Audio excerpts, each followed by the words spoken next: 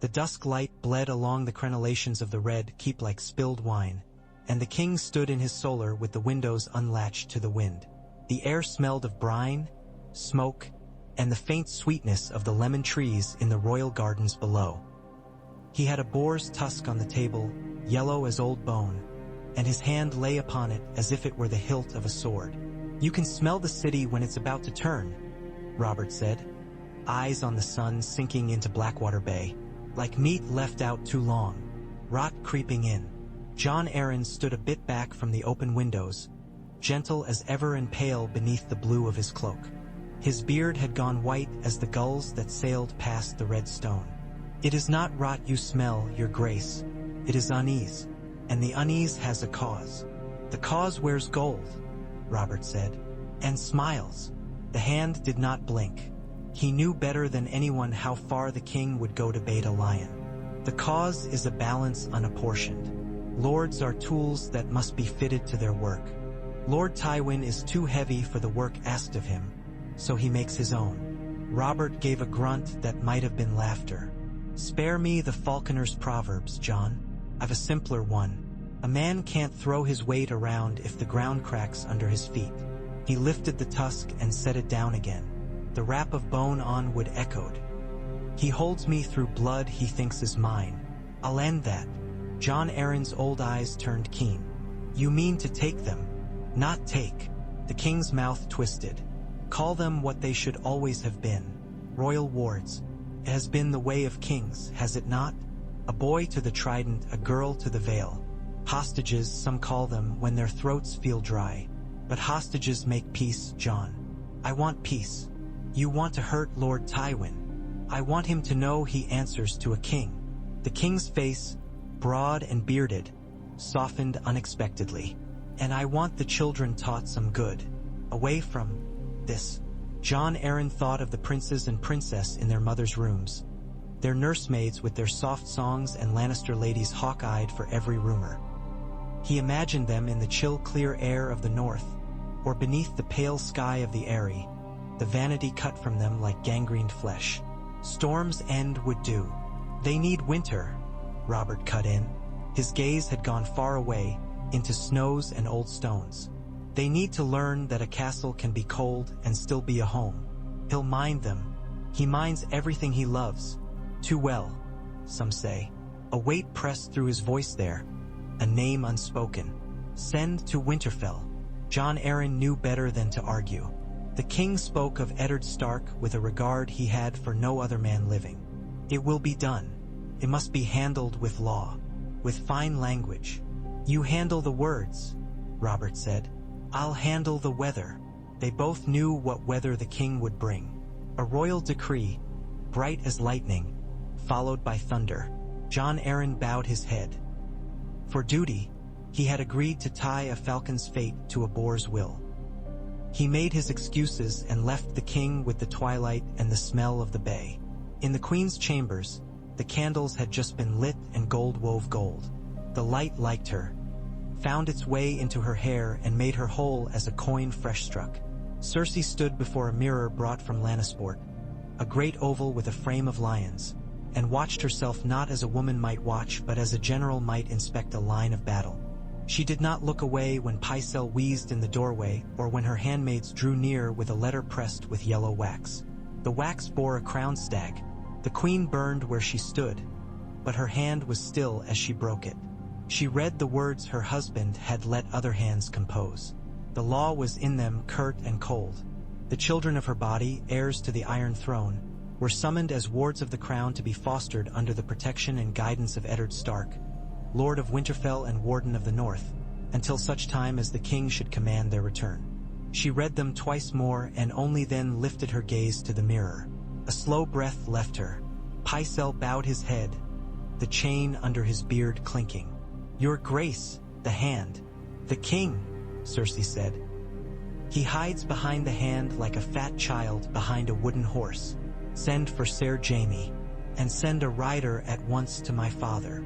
When Jaime came, it was with the white cloak trailing unknotted behind and that careless smile of his turned sober. He dismissed the servants with a look and shut the door. The queen did not show him the letter, only held it out until he took it. He read standing by the window, and as the words fell into him, his jaw set. He would do this, he said at last, crumpling parchment carelessly in his hand. He would pretend at an old law to hide a new spite. Cersei reached gently and smoothed the crushed paper from his fingers. They are not taking our children from love of law. They are not taking them, Jaime said. Not while I breathe. She smiled then, but there was no joy in the curve of it. There was iron. You will breathe, and you will keep that cloak on your shoulders. The world believes it is white. Let it be white as long as we can. The black lies underneath need not show. She lifted her head and stared beyond him at her own reflection. My father will not allow this. Your father is not king, Jaime said. No, Cersei said, but he is Lord Tywin Lannister. She moved then, suddenly and with fury, and the mirror caught the fall of light like a blade. I will not be robbed of my children by a man I cannot stomach waking beside. You will stomach it, Jaime said softly. For them. For them, she echoed. Her hand stung where the wax had broken, and she did not know if she had cut herself on the seal or her own nail. She tasted salt and would not have it be tears.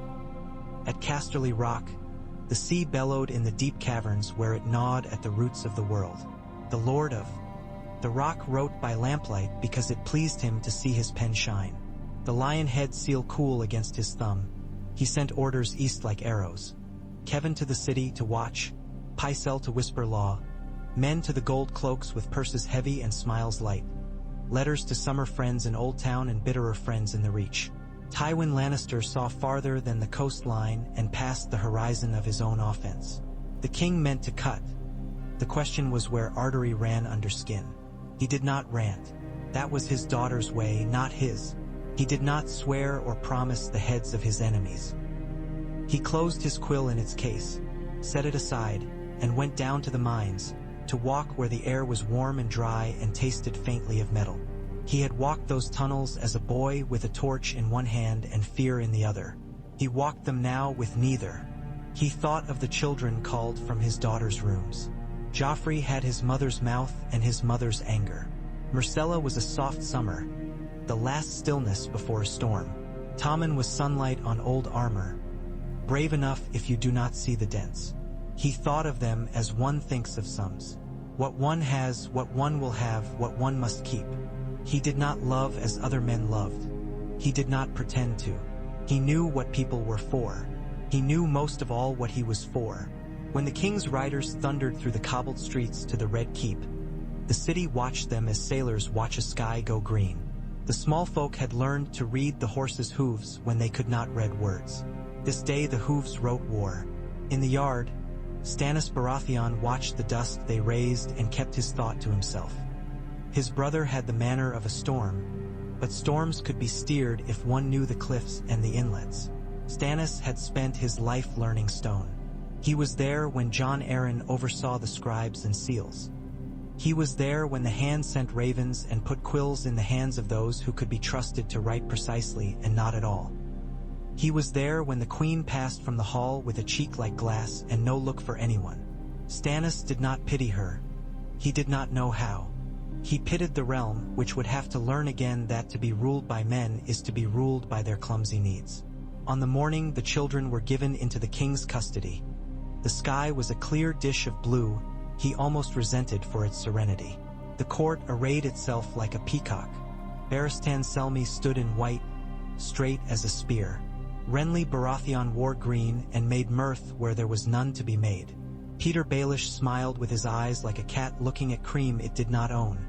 And Lord Varys folded his hands with the softness of a well-fed spider. Eddard Stark was not there to receive them. That would come later. The queen walked between her sons and daughter, and if she had been a common woman, the small folk would have called it a triumph. She did not bend. She did not break. Joffrey had a lion cub strut, as if the sight of all that silk and steel were a mirror. Myrcella peered sidewise at the hound and at Sandor's scars, and only afterward at the courtiers. Tommen tugged somewhat at his collar and squeezed his mother's hand until she had to shake him off restlessly. When they reached the steps where the king waited with his hand, Cersei lifted her chin so the gold in her hair caught the light. "Your Grace," she said, as if the words were salt. "Cersei," Robert said, and there was a moment when all sound in the yard went to sleep. "They'll have good care. They would have had good care here.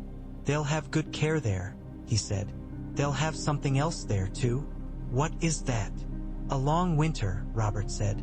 She smiled a terrible smile. "I thought you were done with winters." "I am done with running from them," he said. He looked at the children one by one then, and for a heartbeat there was no court, only a father's face and 3 bright lives. He crouched before Tommen until the boy dared look up. "You'll like the north," he said. "There are dogs big as ponies and pies big as boats." "Will there be cats?" Tommen whispered, and the king laughed. "There will be cats. Great shaggy beasts that sleep by the fire. Hide your sausages from them." Myrcella's mouth tilted. "And ladies, father? And songs. You'll be a lady people write songs about if you want it." He turned his gaze then upon Joffrey, and the laughter fled. He did not look at the hair or the set of the boy's mouth. He looked harder and deeper than that. "Do you ride, lad?" "I ride," Joffrey said, tight with pride. "You'll ride better," Robert said. "Men who think they've learned enough fall off." He rose. The queen's hand touched her son's shoulder and then dropped. "It will be well, Cersei. I swear it." She did not answer him. Her eyes slipped to Jaime for a breath that slid between heartbeats like a knife. Then the Kingsguard wheeled about them, and the royal brothers and the Hound and a cohort of Northmen chosen by the Hand himself. Roderick Castle with his old, steady sword, Harwin with the quick feet he had gotten in Riverrun's mossy yards, made a river of steel and flesh to carry the king's wards north. They rode through the Gate of the Gods and along the river road, a sparkling band of color and clink in the bright morning. The small folk cheered because they were being watched. Boys counted the numbers in the column and made sums in their pockets and swore they would tell their fathers who would tell their mothers what the rain of coins might be like when it fell. The mothers made the sign of the mother for the little princess and the sign of the warrior for the prince and the little prince, and remembered their own sons and daughters sent to other roads with no banners at all.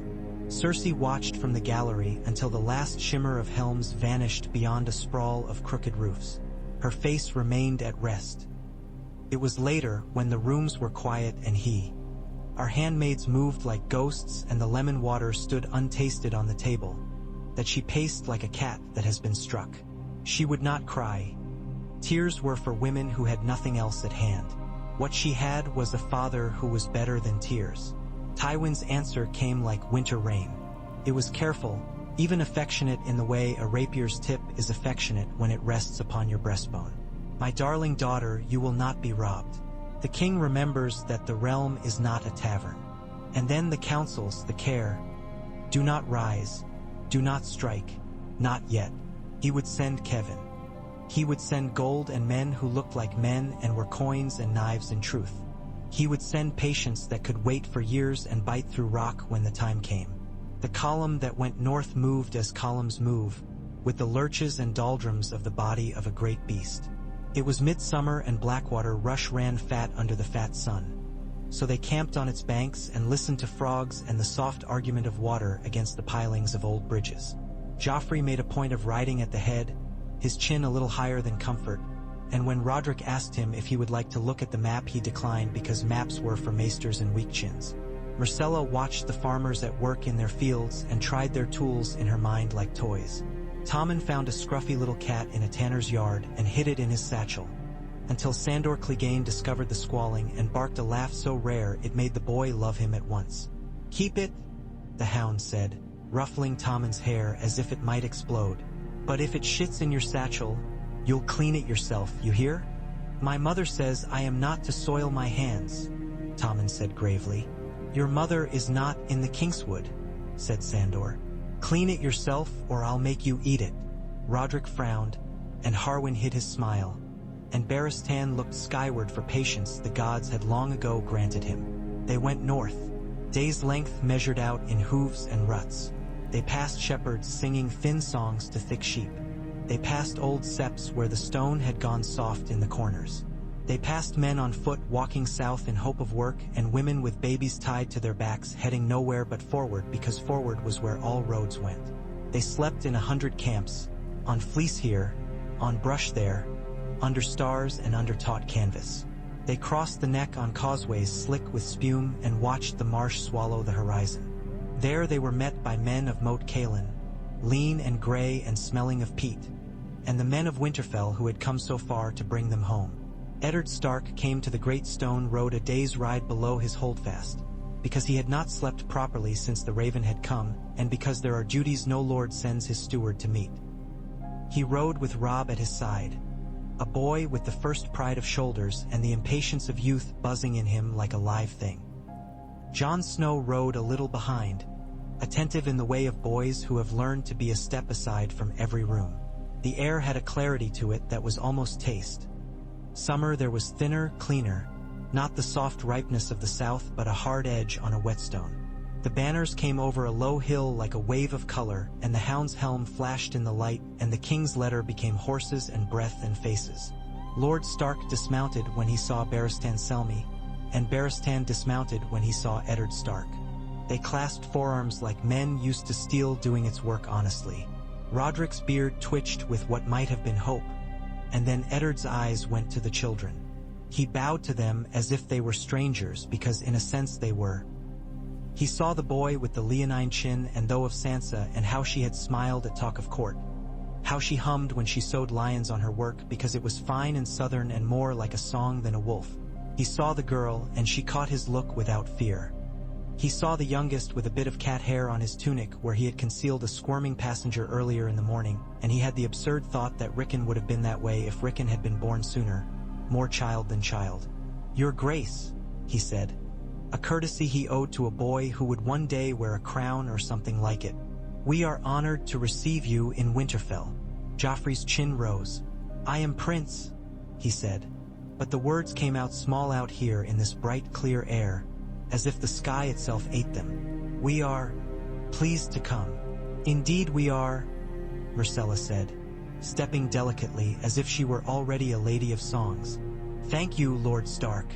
Tommen said nothing, because he was enthralled by the sight of the direwolf carved above the gate, its teeth like a row of moons. "Does it come down and bite people?" he whispered to Jon Snow. "Only if they're made of wood," Jon said deadpan, and Tommen grinned as if given a password.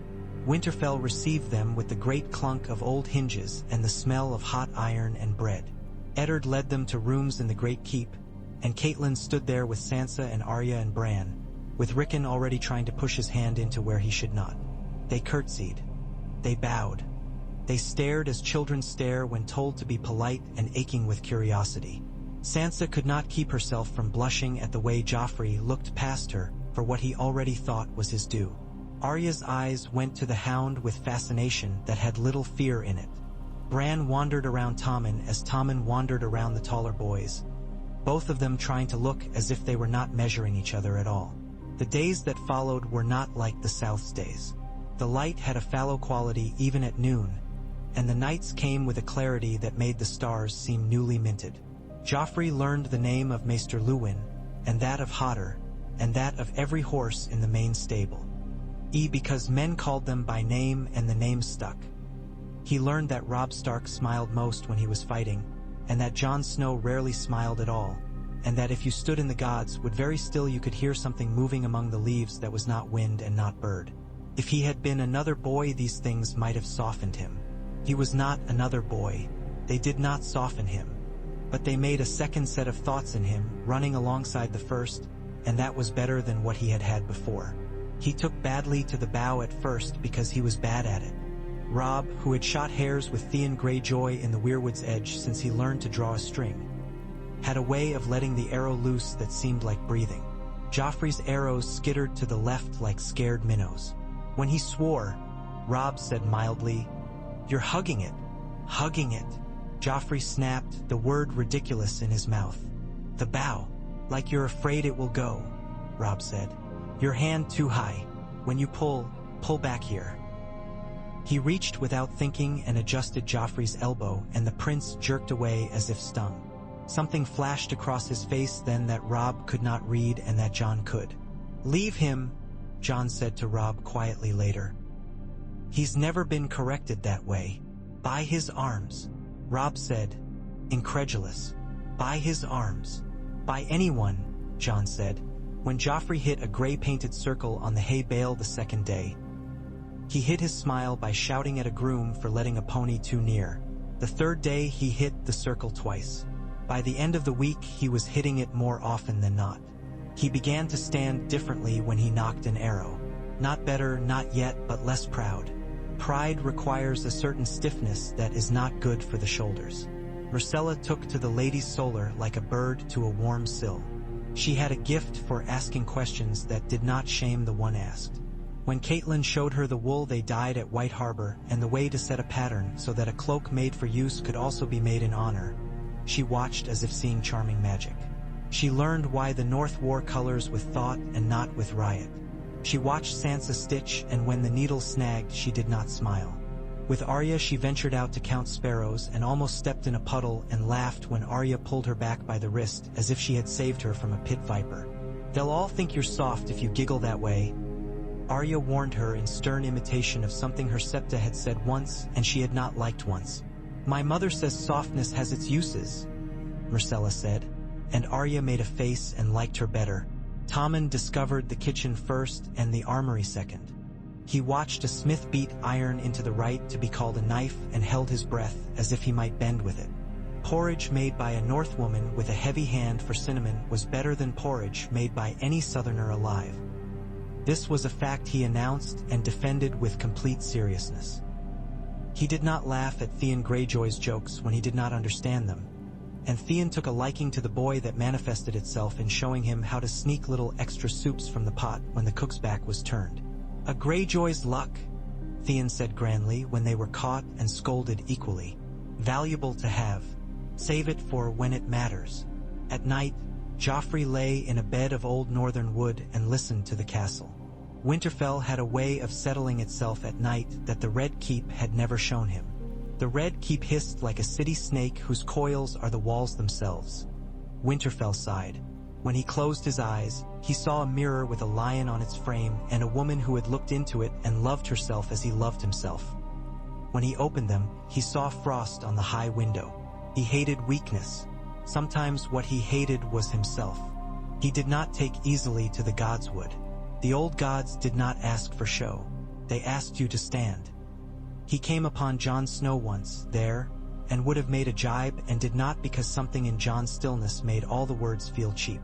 Jon had the look of boys who have had something taken from them and taught not to ask for it back. "What do you see?" Joffrey asked, irritated by the sudden feeling that a thing had happened and he had not understood it. "The same as you," Jon said. "I'm not seeing anything," Joffrey said. The leaves moved and the face cut into the heart tree looked down with its red eyes and he felt a foolish quiver in his belly. "Then that's what I see," Jon said. There were no lessons written for the way boys teach each other. Eddard Stark watched with care. He did not think the prince would turn gentle. He did not make that mistake. Men are not turned into other men by snow and song and good bread. But a boy might be turned into a man whose sharp edges were put where they might do work and not cut those that held him. Robert came north when the last of the apples were being gathered. He came with a smaller train than a king might, because the riders had been chosen for speed and quiet. He came because letters could not show him what he needed to see. He came because he had dreamt of a girl with blue rose petals in her hair and woken with a taste like iron in his mouth, and because nothing living except the sight of his children could push that taste away. He shouted hello in the yard like a soldier returning from a week at a brothel. He embraced Eddard with enough strength to bruise. He knelt in the dirt to let Tommen tumble into his arms and smelled kitten and cinnamon and dust on him and laughed and then wiped his eyes when no one looked. He took Myrcella's hand and kissed it as if she were a lady and not his child and then gave her a wink that said she was both.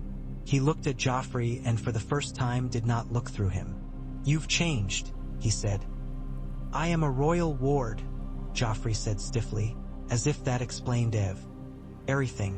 "You are a boy," Robert said, "and a ward." He slid a hand along the bough on the rack by the yard's wall and hefted it. Felt the pull. "Let's see." They shot, and the ravens complained in black rags on the nearest rooftop, and Robb smothered a grin as Joffrey pushed his heels into the dirt and set his jaw. Robert used the boy's bow rather than ask for a better one. He loosed a shot that would have hit a boar behind the shoulder if there had been one. Joffrey hit the circle. The king put an arm around his shoulder in a way that should have been casual and was not. "That's better," he said. "You still hug it a bit." Joffrey could not help it. He smiled then. Eddard watched them and thought of the shape of the realm like men think of a map they must march through. He felt the old ache in him that answered to Lyanna's name point by point. He saw Robert's face when the man laughed with a boy who did not wear his hair. He thought of Jon Arryn bending his white head over books in the Tower of the Hand. He did not look toward the crypts because thoughts went there on their own. News moved like weather. In King's Landing, Varys's little birds brought tales of the north as if the place were a foreign country where strange gods walked, which was not entirely untrue. Peter Baelish, who had spent his youth having his pride ground by the heel of Hoster Tully, measured shifts in gold the way other men measured shifts in wind. He saw Lord Tywin's purses jingle less near the gold cloaks and the crown's ledgers lose their coarsest lies. He made himself useful, which is not the same as making himself liked. He watched the hand live and live and live when by rights poison should have found him, and understood that the game he had been ready to play would be played with other pieces and other stakes, and that he would have to learn again to be satisfied with a slower burn. Cersei did not burn slowly. She burned with a steady flame behind her eyes that made her courtiers careful of their cheeks. She paid attention as she had been taught to do. She had a gift for keeping her objects still while she examined them from all sides. She could not examine the north. It was in motion beyond her. So she examined the court and its corners. She learned that the Master of Coin had a way of making the king smile even when speaking of debts. She learned that the Master of Whisperers had a way of making the king forget to ask questions. She learned where brooms had not been taken for a year. She learned that Stannis checked torches and counted barrels because this was the way he prayed. She learned that when Robert drank deep he spoke of wolves and that he did not slur over the word. In Casterly Rock, Tywin Lannister reorganized the West with the thoroughness of a man repairing a clock. He curtailed extravagance in ways that made courtiers fume into their cups. He increased the pay of the men he needed and decreased the pay of the men he did not. He wrote to Mace Tyrell in language so smooth you could have slid a goblet along it and not spilled. He had Ser Adam Marbrand ride the borderlands to talk to stewards and watch how the harvest came in. He had Ravenry full of ravens. He did not speak much of his grandchildren. He did not speak of his daughter. He taught young Lancel to pour wine without spilling and to keep his mouth closed when men spoke, and Lancel, who was not stupid but was something more dangerous than stupid, pliable, obeyed too well. The first attempt came on the King's Road in rain. It had a wet, accidental feeling, as if the world had chosen the time and the men had only decided how to make use of it. The road had gone to muck and the column strung itself out. Roderick had sent Harwin forward and Harwin had sent a boy back with a whistle that meant stop, and with that noise going through the line like a fish through water it might have been safe. It wasn't. The men who came had the look of bandits only at first glance. Their leathers were well-oiled. Their knives were honest knives, not kitchen knives. They came not for coin pouches but for the white and red and yellow of the king's ward children. It happened quickly and then slowly, as fights always do. Men shouted for each other by name and the rain tamped the sound down. Joffrey was pinned under the weight of his own horse trying to raise its sodden head. Myrcella was pulled sideways into the ferns by a man with a bad scar and a body like a board. Tommen slid under a cart, and the cat he had smuggled along bolted across a man's face and made him flinch at the wrong moment. Sandor Clegane killed savagely and without much motion. His sword finding joints it seemed to know the names of, and his face was awful and honest. Barristan Selmy did the work he had done all his life and was careful and intent. When it was done, Harwin had a cut along his cheek that would leave a line like a white thread. 2 men lay dead whose faces meant nothing to any of them, and 2 escaped up a bank and were vanishing among the bracken like fish in a wave. Barristan did not chase them. He knelt by Joffrey. The boy had tried to kick the man who had been trying to pull him from under the horse, and the man had given him a knee that had drunk all the breath right out of him. He lay like a fish himself, gasping. Baratheon touched his shoulder and felt the boy speak without sound, and then with it. "I would have killed him," Joffrey said, and the knight did not say that the boy could not have killed him. He said, "You will try very hard to be alive when that time comes." It was a long cold hauling out of the rain. The survivor they took told them very little when he told them anything at all, and when Roderick broke the man's fingers one by one, he learned less than he might have hoped. "Coin," the man said hoarsely. "Coin. Work." But his eyes slid away when he said it, as eyes will do when men say half-true things. There was something else there, something that was not coin, and D was not the pure pleasure some men take in other men's pain. Eddard was waiting in the yard when they came in mud-splashed, and with one fewer than they had gone out because a boy with a whistle had stopped an arrow with his belly. He laid a hand upon each child as if to count the bones beneath. "You are safe," he said, and then, to himself perhaps, "You are safe today." The letter he sent south that night had little patience in it, and the one he sent to Jon Arryn had less. Jon Arryn summoned Stannis to the Tower of the Hand, and they stood shoulder to shoulder looking down upon the city, and did what men like them do when they are afraid. They called it duty and set to work. Stannis had catalogues and thoroughness and a surgeon's cold. Jon had kindness and a crime's memory of what will be denied. They went to the books because the books are where the realm keeps the answers it can bear. They found a pattern that had been a whisper before and now stood with a hand on the door. "Black of hair," Jon said to himself. He said it again and then again, until it stopped sounding like anything but a prayer. They did not go to the Queen. They did not go to the King. They went north. Robert did not know they were coming until he saw them in the yard, and for a moment he thought he had been taken back in time to some other year when some other hurt had yet to be spoken. But this time it was not a girl who had died in a tower. It was something like the opposite. They sat in Eddard's solar. The wind plucked at the shutters. The fire tried to be valiant. Jon Arryn put his old hands upon the table as if to hold the wood very still. "Your Grace," he said, "we believe there is a matter of the blood." Robert's laugh was only a shape on his face. "Whose?" Jon did not answer. He put the book of lineages before the king. He let him turn pages with his blunt fingers. He let him see, as slowly as was kind or as cruel as kindness sometimes is, how Baratheon Black throws true, how Baratheon Black has always thrown true, across 100 crossings with Lannister gold and Tyrell brown and Targaryen silver. And then how, in a house where black was the law of seed, 3 children had come up gold as sunlight on a lion's back. Robert did not rage. Not first. He was very quiet, as if he had become a man listening at last. He stood, stumbled, found the window with his hands. Through it he saw the yard where Tommen was being taught to hold a shield without leaning, and Myrcella was walking with a direwolf shadow at her heels, and Joffrey was arguing with Robb Stark about the best way to take a boar and was wrong and was too proud to see it and yet kept arguing like a boy who did not yet know how to stop. He put a hand to the stone. When he spoke again, a long time had passed. "You are telling me that my sons are not my sons. I am telling you what the books will tell you," Jon Arryn said, because he had never been able to lie neat and flat. "But a book does not know what we owe to the living." Stannis's mouth was a line. "Law is law," he said. His eyes went to the yard where the children were. "But mercy is permitted.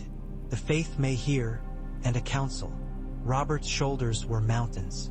"Mercy," he said.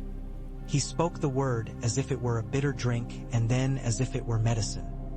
He turned from the window, and in his face there was something that used to be there when he had laughed with Ned before cruelty found them both. "I will not kill children." He said it to make it true and then said it again because truth is shy. "By the gods, Jon, I will not be Ares." "We will not let you be," Jon Arryn said, and his eyes blurred for a moment with the memory of another young lord whose father had burned. "We will do this with law, annulment, a council of the realm, the High Septon's word upon it, evidence that can be borne, not whispers." Stannis nodded. He had a mind for tools. "We displace rather than destroy. The lady will be confined. Her brother," he did not say the name, Her brother will be used as a lever against the father. The children will be kept as wards. They will not be hurt. And Tywin, Robert said. His voice had the taste of old salt and iron again. We will break what he holds, which is not the rock. It is the future, Stannis said.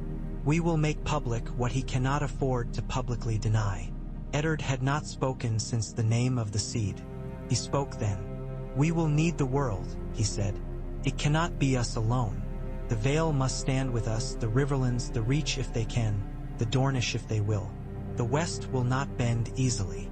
Tywin will choose his house, Robert said, and in the saying he felt an old wound close a little. He did before. His face was hard.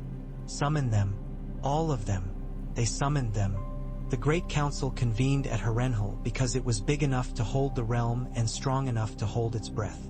The Riverlands sent lords with trout and towers sewn on their sleeves. The Reach sent flowers. The Vale sent eagles and ice. Dorne sent a prince with a smile like late summer and words that uncoiled slowly as vines. The North came down in gray cloaks dusted in road and dignity. The West came because it must, with Kevan Lannister's calm face and Adam Marbrand's bright hair and 100 men who had eyes like coins, still and flat. Lord Tywin did not come. He sent Jaime in his place. There was a day of ceremony, because the realm's bones do not move without the flesh of show. There were days of testimony. The book was shown and not too much quoted. Men who had served as grooms to Robert Baratheon's bastards in Flea Bottom were brought and spoke of hair and eyes and a laughter that hurt. Maesters in gray talked of dominance and trait and the way a truth repeats itself across husbands and wives, the way a prayer repeats across days. The High Septon, ancient and past caution, peered through cataract and spoke of the sin that had been done in King's bed like a man trying to clean a wound without hurting it. Cersei stood for some of it and sat for some and had a strength that made songs in the throats of women who disliked her because strength recognizes itself. She was lovely. She was proud. She was doomed as women are doomed every day by men, which is to say by law and by love and by their own will. She did not confess. She did not deny. She said, I am the queen. And the words fell to the rushes because the rushes were the only thing in that hall that could hold the weight of them. Jaime spoke once. He asked to, and the king allowed it because men do not show mercy out of weakness when they can show it out of strength.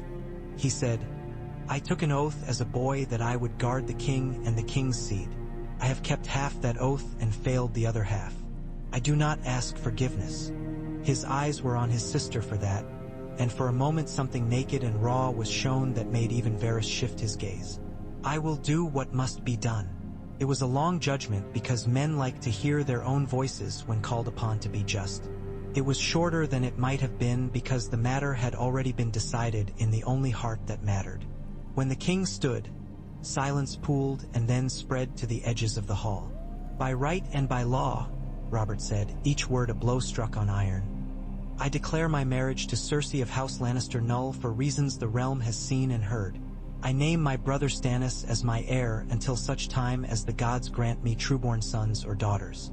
The children of the queen's body are not harmed. They will remain within my care as wards of the crown until I find them honor and safety. Let no man lay hand upon them with ill intent. I will be merciless where they are concerned. He did not look at Tywin's chair because Tywin was not in it. He did not look at Cersei because he could not. He looked at the world beyond the door and let his breath out as if he would break the world with it. As for Jaime Lannister, he is stripped of the white if he wishes it and returns to his father's house as his father's heir and hostage against the peace. Let the West understand. The rock lies within the realm and the realm lies beneath the crown. Pay your levies. Pay your debts. Some protested. Mace Tyrell asked for gentler words and was given none. Hoster Tully coughed behind his hand until the cough became laughter and then hid it as best he could. Oberyn Martell smiled and thought of sisters and doomed princes and knew he was watching a humiliation he had prayed for and knew it was not the one he wanted. Kevan Lannister bowed in a way that was art. Not too deep, not deep enough. Jaime's mouth twitched as if with relief and then hardened. Cersei did not faint. She did not throw herself at anyone's feet. She said, clearly, "You are cruel. "I am king," Robert said, which is sometimes the same thing and sometimes isn't. He gestured and his guards stood as if the air had stiffened. "The queen will be lodged in Maegor's holdfast until the faith takes her to the Great September for seclusion. Let her have what she needs. She is not to be harmed. She is not to leave." Tywin answered at last by raven. It was an answer that men argued about for months because it was not what they thought a lion's answer would be. He did not roar. He did not call banners. He did not threaten to tear the realm in three with his hands. He sent a careful hand with a careful letter that said the following. He would not contest the king's law in public. He would recall men from the capital for the peace of the city. He expected his son return and his daughter's safety under the faith. He would see that the West paid what it had promised when it had promised it. The letter smelled faintly of oil, lamp oil not perfumed, and of the sea where the rock breathes. Men said many things about why Lord Tywin wrote thus. The truest thing was that he had always chosen his house when given the choice, and that this time, choosing his house meant allowing the world to choose him. Jaime Lannister took off his white cloak with a slowness that might have been reverence, and wore a Lannister cloak that day that did not sit right upon his shoulders. The white had taught him a way of holding himself that gold did not fit. He went to his sister's rooms and lingered long enough to be insolent and then not long enough to be cruel. He did not kiss her. He did not touch her hand. "I will keep them as safe as I can," he said. "Which is not very." She slapped him then, with all her rings on, and he let her. The city did not riot. It is not true that it did. It murmured and eddied, pelted one sept with stones, pelted another with flowers. It gossiped in a way that turned rumors into food for a week. Then it turned its head to other things because the city always has other things. Winterfell received the news as men receive news who live under long shadows. Eddard had expected something worse. Catelyn was relieved until she remembered to be angry on Cersei's behalf as a mother, and then ashamed of her anger, and then relieved again because there were children in her house who would not be running. Robb said little and fenced longer. Sansa wept and did not know whether she wept for the queen or for the girl she had thought she might be in another story. And then she dried her eyes and did the work of a lady because work is what women do when the men have been done. Arya said it was good and then considered it and said perhaps it was not good, not all good. Jon said nothing because nothing he could say would make any piece of it fit better. Joffrey walked the yard that afternoon until the edges of the paving stones were in his bones. Then he went to the Godswood. He stood a long time under the red leaves, not pretending to pray. He had always thought prayer was bargaining. He had not known it was standing and letting your breath become your own. He was there when the king foe. Endihim. "The council has spoken," Robert said. He had left his crown in the room that stank of other men's sweat and fear. He had left the last of the wine he had poured and not drunk, because he had thought that drinking it would be closing a door he still needed open. "I heard," Joffrey said. His face kept changing as he spoke, as if several boys were trying to say it together.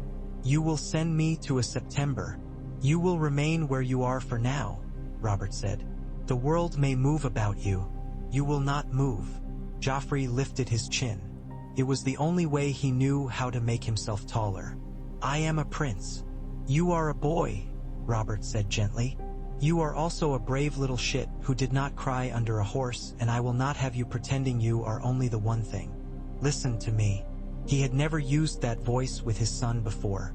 It grieved him to hear it. "You will learn what you need to learn. The North will teach you how to stand. The world will teach you the rest. After that, if you are still proud, you will have pride as a sword, not as a chain round your neck." "My mother," Joffrey said, and then stopped because he had not planned that the word would hurt as it left his mouth. "She will live," Robert said.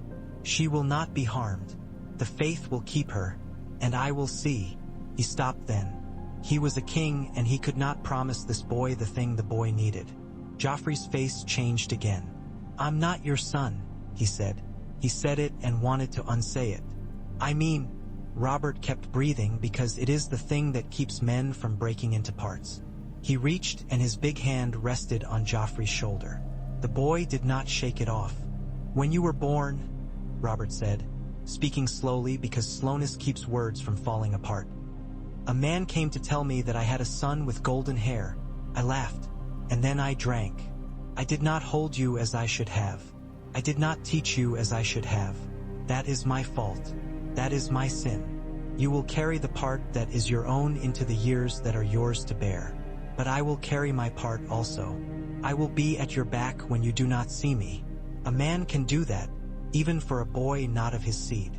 They will call me bastard, Joffrey said, and his mouth twisted, because he remembered a courtyard in King's Landing where a bastard with Robert's eyes had laughed without caring about the words. You will call yourself what you are, Robert said, when the time comes. For now, you are Joffrey. He managed a grin then, crooked and old and new. It is a good name for a Northman. Sounds like it can split wood. It made the boy laugh despite stopping his breath. The king's grin deepened, then faded. Do not be cruel to those who keep you safe, Robert said. Be cruel, if you must, to the men who deserve it. Some do. Learn who they are. The realm changed after that. It is a lie told by singers that everything changes at once when a king speaks. He learned to sleep without a sword within reach, and then he learned he could not. Cersei's seclusion was not gentle, because seclusion is never gentle when one has not asked for it. The great September held her as a great sea cave might hold a living flame placed there. The women of the faith had soft hands and voices like linen. They meant well, which is not the same as being kind. They taught her prayers she had no use for. They asked her to be sorry for things she was not sorry for and could never be. She did not fight them because there was no point in fighting air. She measured the days by the way the light fell in sheaves through the high windows and the way the river noise changed with the season. She thought of her children as things wrongfully seized. She thought of her father as a fact. She thought of herself as the only person in the world who saw what the world was. She smiled sometimes at the sisters until they flinched. It gave her pleasure. She took what pleasures she could find. At Winterfell, the snows came early, as if to make a point. The walls went white along their tops. The smoke from the kitchen chimneys rose like song. The yard hardened and the children's steps made a new music upon it. Joffrey learned that you must breathe differently in the cold or the air will cut your throat. He learned that anger warms you less than a good coat. He learned to hold his tongue and to use it. He learned that if you tried to control a horse by whipping it, you would get a whipped horse for an hour and a bad horse for a life. If you controlled it with your knees and your hands, you could get a horse at once and a friend by and by, which is a more useful thing. He was rude to Arya and she broke his lip with her practiced sword. He was going to strike her back and then he saw Eddard Stark under the arch. The man had that look he wore when he was not speaking, and it was like a choice handed to you by a god who had given you very few choices. He did not strike Arya. He took his breathing back into himself. He did not apologize. He said, "Well struck," and walked away, and Arya glared after him and then said privately that perhaps he was not all the way rotten. Myrcella made friends with warmth and without yielding her pride. She learned to walk on snow with small careful steps as if on a polished floor, which amused Arya and delighted Sansa. She learned the maps of the north the way other girls learn dances. And when Eddard told her the names of the houses, she asked without malice which of them could be made glad with the right gift. Catelyn liked her in a way she had not expected to. It troubled her when she remembered who the girl's mother was. She prayed to the Southern Seven and then, because the North has its way with you if you stay in it, to the Heart Tree also. Tommen found that cats would walk across snow if you showed them where the stepping stones were. He grew rounder-faced and then less so because the cold and the play took his softness away. He loved the kennel and the kennel man loved him. Men who love beasts do not make fine distinctions between men who love beasts. He fed the wolves until Bran told him gently that it was not wise for a little boy to have wolves who expected food from his small soft hands. He fed the smaller hounds instead, and they adored him, because hounds are not wolves and have no pride about their adoration. He wrote letters to his mother and drew cats in the margins of them because it seemed likely the sisters would take out words that were truthful and they might leave drawings alone. There were other letters. Joffrey received one with the rock seal and did not open it until evening because he wanted to be a man who did not care if his grandfather wrote to him. He read it beside the low brazier in the room that looked out into the yard. The letter was exactly as long as it ought to be to accomplish what it wanted. It did not call him grandson. It did not use his name. It acknowledged that the world had turned and did not comment upon it. It told him to learn what the North would teach. It told him that men are not made by vows. They are made by habits. It told him to keep his back straight when he rose in a hall and to watch men's hands rather than their mouths. It told him to restant when the world pushed. At the end it said, "We are what we can keep," which is a philosophy and a threat and a hope. Joffrey folded it and put it beside the iron candle stand. He did not sleep for a long time. He spoke to Jon Snow the next day as he might have spoken to a brother if he had ever had one. "They will not call me prince," he said, pretending to scorn the men who would not and really scornful of himself for caring. "They will call you whatever you make them call you," Jon said. "And what I make myself," Joffrey said. "That too," Jon said, and the corner of his mouth lifted. In King's Landing, the city learned a new way to keep peace. Barristan Selmy took command of the Gold Cloaks for a season, at Stannis' insistence, and men who had laughed at the old knight not understanding the life of alleys learned that steel is steel and quiet is quiet. The first time a gold cloak took a bribe in a street where other men could see, he found himself beaten by his fellows that night and then given back his badge in the morning. Changed something. Not everything. Something. The crown's debt lessened in ways that did not shout. The small folk noticed that oil for lamps was cheaper again, which made their nights bearable. They noticed that bread was sometimes short in the market and then reliably there again the next week. They noticed that the king did not ride drunk around the city as often, and when he did he laughed with a sadness the clever ones recognized as regret and the rest thought was bellyache. Men of the court noticed that Robert's hand went to the boar's tusk on the table less and to the quill more. The quill made his hand cramp. He used it anyway. It was not a tale without blood or cruelty. The world does not permit such tales. There were riots in Lannisport when a rumor went through the wharf that the king meant to seize the harbor to punish the West. It was a lie, but lies do not need truth to spill beer. There were knives in alleys in Old Town to settle old arguments now that men had named their banners aloud. There were men in the Riverlands who had waited long to be told to do something and did it badly when told, and had to be told again to go home. Eddard Stark had to hang a man who had tried to sell information about the prince's habits to a woman who said she came from the Reach and in truth came from nowhere anyone could name. He did it in the yard, not because he liked doing things in the yard but because men should see what is done for them as well as what is done to them. Joffrey watched because he thought he should, and vomited afterward because there are things that do not care if you think you should. He did not eat sweetbread that night. He ate bread with winter honey and learned that even a bad day can be ended with something warm. When spring came, it came hesitant and thin.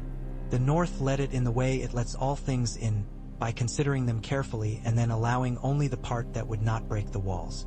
Robert rode north again then because a man who denies himself the things that keep him good becomes worse and not better. He found his daughter taller and his younger son sure in his feet. He found Joffrey different in a way that had nothing to do with inches. The boy stood and asked hard questions without flinching at the answers. He argued with Stannis about ships and did not offend him, which is not easily done. He had learned to say, "I do not know," without making it sound like weakness. He had learned to draw a bow well enough that the ravens did not complain. Robert went to the crypts because he could not keep from them and the ghosts there were less cruel than the living ones. Eddard went with him because they were men, and when men do something hard together it does not make them less men. They stood before Lynna's stone and breathed the close crypt air, heavy and old. Robert touched the roses and then did not. "I was a fool," he said. "I have been a fool for years." "We have both been," Eddard said. "Was she laughing at me? In her grave?" Robert asked. "All those years I made her into a song." "No," Eddard said. "She would never have laughed at that. She would only have wished you had sung less loudly." Robert barked a laugh because he could not cry there. He turned on his heel and climbed back into the light with the heavy steps of a man who has decided he will carry what he must and not one thing more.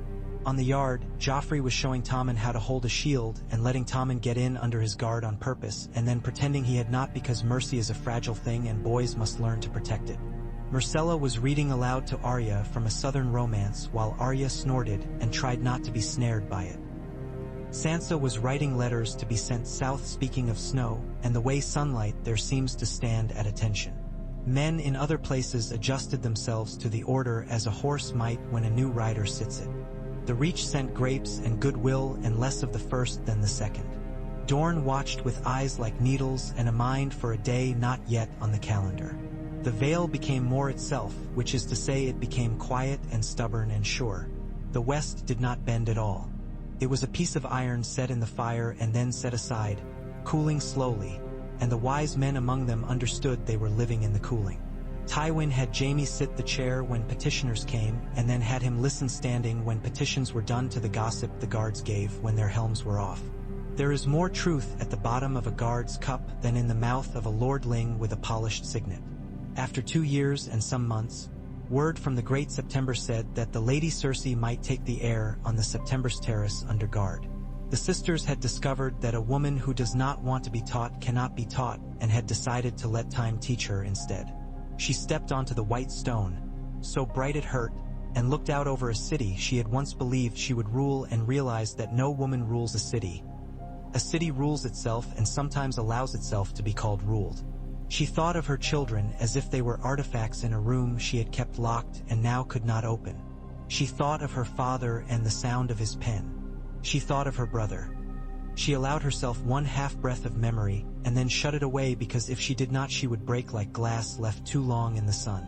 The raven that came that evening bore a letter in the hand of a girl at Winterfell who had a script as neat as beads on a string. Dearest mother, the letter said, told her the weather, told her of cats. It told her of a day when Tommen had climbed too high and had been carried down by a man with a beard that could have hidden a loaf of bread and Tyrion would have loved him. She thought, and then realized she had not thought of her brother in weeks. It told her of Joffrey missing a shot and not swearing. It told her of a supper of venison pie that would have been better if they had not been so sparing with the pepper. And Cersei smiled then, a small, helpless smile, because it was Myrcella and because some girls are the last fresh water you will ever drink. The letter ended with, please be well, mother. I am well. I am a ward and I am a lady and I will be happy if I can. For all that Cersei had taught the girl to be a blade wrapped in silk, the girl had unrolled herself and become something else. A blade in its own right, but with a different edge. When a pack of wolves was spotted south of White Harbor, the news moved as wolves move, with direction and intent. Winter watched the wall with more care than it had in years because there had been WHI. Spurs of men taken beyond the gift, and ravens had not always returned. Benjen Stark wrote once and then again, and the words were not yet the words that would be written in another life, but they had their first syllables here. Life made its preparations. The realm only just put into a balance that would hold, shifted its weight on its feet. In the yard at Winterfell, on a morning pale as milk, Joffrey stood opposite Jon Snow with blunted swords and a crowd of boys around them who pretended they had not been waiting for this to be the day. Robb grinned because he liked all fights that did not put his men in the ground, and Theon grinned because he liked fights that did. They went at each other not as enemies but as boys trying to find where they stood.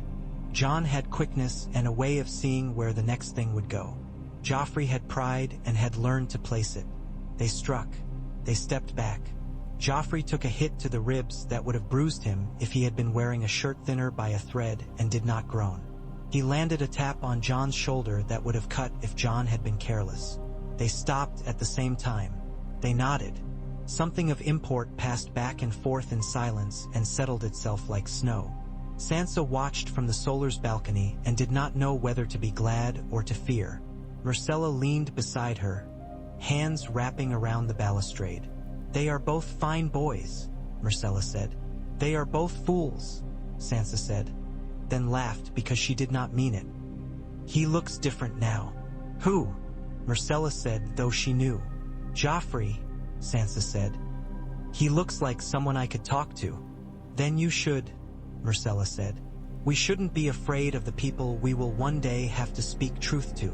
Sansa thought then of the shape of a life that had changed without her permission and found she could think of it without anger for a whole minute and then for 2.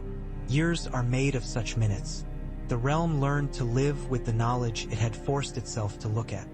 The High Septon died and was replaced by one with fewer cataracts and more appetite for power, and Stannis learned to bow to him in ways that did not lower his head much. The sea gnawed at the foundations of the rock because the sea will do what the sea does. Dragons did not return. The wall stood. Men beyond it watched with eyes that had none of the realm's names for things. Winter crept south on quiet feet. The king grew thicker around the middle because that is what kings do, and then he grew less thick because he ceased to love the taste of numbing his tongue. He became less a man who laughed from his belly and more a man who laughed with his eyes. He hunted less. He wrote more. He visited the north as one visits a place one wants to be forgiven by, and each time, he left some part of himself behind and took some part of winter back with him. Tywin Lannister watched the board. He set pieces where he wanted them. He failed less often than other men fail because he had learned early that failing less often is as good as winning if you count long enough. He did not speak much of his daughter in the years of her seclusion. He spoke to her when the faith allowed it and said things in a short, declarative way that meant what they meant. He did not call her child. He did not forgive her because he did not believe in forgiveness. He did not ask to be forgiven because he had never done so. He asked for plans. He asked for her to prepare to be used again when the time was right. She realized she would always be used and felt the old fire in her become something like a coal that endures. Joffrey grew into a creature neither his mother nor his grandfather would have recognized. That is not to say he was gentle. He would never be gentle. But he learned to fit his sharpness into the world rather than trying to fit the world to his sharpness. He learned to argue without spitting. He learned to stand without having to stand on someone. He learned that the quickest way to wound a man is to embarrass him kindly, and then he learned not to do it unless you mean to make an enemy. This was a fine distinction, and he was proud of it. He learned the laws of the North because Eddard Stark made him learn them, and found to his surprise that he liked when words had edges as keen as swords. He wrote to his mother and to his grandfather less, and to his father not at all, because there was no letter he could ever write to that man that would not say too much. On a day when the wind blew so clean it seemed to scald the insides of men's chests. He rode out with Robb and Jon and Theon and a handful of Winterfell men to look at the far pastures where the snow had begun to lay itself down thin as ash. There was a stag there, old and long-horned and sly, and because boys will chase what they see when the thing they should fear is the thing they do not see, they gave chase. It went badly at first, and then well, and then badly again, because hunts tell the truth about men. Joffrey had the stag in his eye, and the stag had him in his eye, and for a moment they were two living things in an honest world. He drew. He aimed. He could have loosed then and ended it untidy, and a tale begun and ended in a breath. He did not. He did not know why. He remembered Robert saying men who think they've learned enough fall off, and felt how his boot sat in the stirrup, and set the arrow as he had been taught, and loosed. The stag leapt and fell as if the world had been waiting exactly for that moment to go on. The boys shouted. The men shouted. The winter air went into their open mouths. When they cleaned the animal, Jon did the work of opening and Joffrey did the work of holding and did not gag, and Robb did the work of laughing. Because boys will laugh when blood steams in cold air, and they have done something together that forces the world to admit they are part of it. Theon snorted and said that southern boys could be turned into summit. Hing useful when brought into weather, and Harwin called him a pup and cuffed him lightly because Theon had been a boy sent away to hold peace, and while he would never say so, he understood something about some of this better than any of them. They rode back with the meat and with the horns lashed to a pole, and the horn tips winked at the sun and sent it back into the sky, which is nice work if you can achieve it. Joffrey slept that night as if he had not been sleeping his whole life. He dreamed of a field with no walls and of a man laughing who might have been his father and might have been someone else entirely, and woke in the dark and knew he would never know, and found that the not knowing did not hurt as it once had. In the capital, a small thing happened that none of those in Winterfell would hear of for months. A baker's boy, who had once been beaten because he had stolen flour to make a cake for his sister, baked a loaf that made a woman weep when she ate it. She had been a whore before the price of oil went down enough that she could light her room and sew shirts in the evening for men who did not touch her and paid honorably. She cried because the bread was good and because she was tired, which is the same thing sometimes.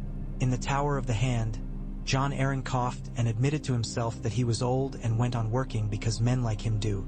When the first true snows came, thick as beds of feathers, Winterfell went inward the way the North knows how to do. Fires were kept and bread was made, and the youngest were told tales, and the older told tales they had not been told and felt themselves turn into men in the telling. Joffrey stood once at the window counting the flakes as if they were coins, and Eddard Stark came to stand beside him. "You are not unhappy," Eddard said, not as a question but as a measurement. "I am not happy," Joffrey said, because he had learned not to lie to himself when the cold is listening. "But I am less unhappy." "That is not a small thing," Eddard said. Joffrey looked at the man's face and thought for the first time that there was more honor in telling a boy where he stood than in putting him under a fine roof and calling it kindness. "Why did you take us?" he asked. "Why not leave us to the south to be what we would have been?" "Because a king asked it," Eddard said. "And because the North makes men honest when they can be, and better when they will be, and harder when they must be. I thought the world would be better served by the men you might become than by the men you would have been. It is not for me to say if I was right." Joffrey nodded. "You were," he said, and surprised himself in the saying. The letters from the south came more rarely after that, and when they came they had an oldness in the ink as if the parchment had lain some time on a table before being folded. Cersei wrote less like a queen and more like a woman who had been taught hard things and had turned some of them into tools. She did not ask for forgiveness. She did not ask for love. She asked for care. Myrcella answered in a smooth, sweet hand. Tommen sent drawings. Joffrey sent nothing. Years later, singers would say that a king had put his hand upon the realm and held it steady and had broken a lion with a gesture. They would be wrong. What had broken Tywin Lannister's leverage was not a gesture. It was 1,000 small things that were all one thing. The taking of future from a man who counted only in futurity. What had kept the realm from falling was not the king's strength alone but the stubbornness of men who insisted on being better than they felt like being on the days when being better was hard. What had changed a boy was not snow or bread or northern sermons but the fact that someone had put something heavy in his hands and asked him to carry it and had not lied about the weight. At the first thaw, when water ran in the gutters and the ravens complained in voices that sounded like old women and young soldiers both, Robert Baratheon stood on the wall. He had come with Benjen Stark from Castle Blackout to a tower where men with eyes like chips of glass watched where the world goes white forever. Stannis had said it was useful for the king to be seen so far north. Eddard had said it was good for the king to see. The air there was cleaner than any he had breathed since he had been a boy, and he felt himself become the boy he had been long enough to be glad, and then to stop being glad in fear of smallness. He looked out into the far white and imagined for a moment he saw a line moving beyond the edge of sight. He knew it was only light. He hoped it was only light. He felt the wall hum under his hands, slow as stone and quick as heart. He thought of the children then. His, not his, the realms.